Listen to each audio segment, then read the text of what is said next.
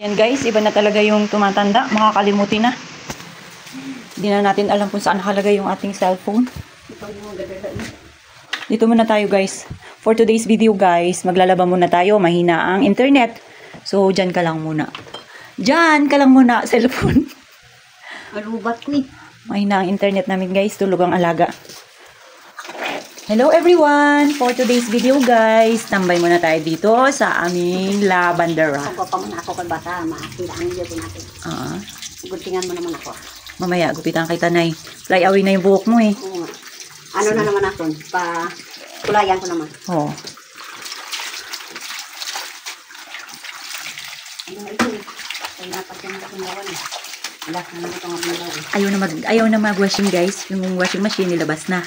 Alam niyo ba guys kung saan yan nilagay? Alam niyo ba guys kung saan nilagay yung washing machine? Nandito na. Itchapwera na siya guys. Nandito. Ay. Mahal ng kurente eh. Negative. Natipid ka sa kurente eh. Kamahal. Andiyan na guys yung washing machine natin. Itchapwera. Nasa labas. Tipid ka muna guys sa kurente. Laba-laba mo na. Maganda man naman ang panahon eh. Oh. Maganda naman ang panahon. Tutok-tutok naman tayo. Pero kung pangit ang panahon, ay gagamit tayo ng washing. Mag-dryer. At pag maganda, tipid. Mahal na ang ano natin. Kuryente. Kuryente.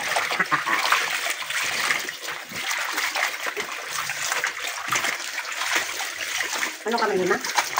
Akala ko walang internet. Meron na.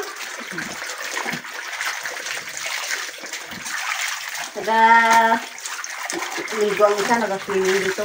Sige man ako puso. Agoy, pagkatapos. Uli. Ganun pala style na eh. Pag Hindi ligo, ikaw kuso. Hindi kasi mag-alis. Hindi ka mag-alis mo. Habang naghahintay niya magsawa sa tubig, kuso-kuso. O, di tapos.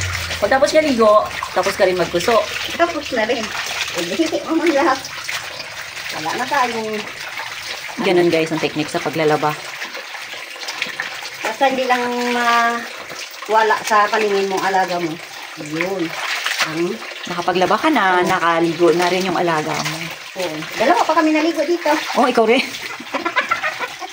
Naligo din kami dalawa. Tapos kukuso, patabi. Tapos tabi, agoy. Tapos nakapaligo. Ligo kami. Katampi ko. Minsan ko na lang yun siya.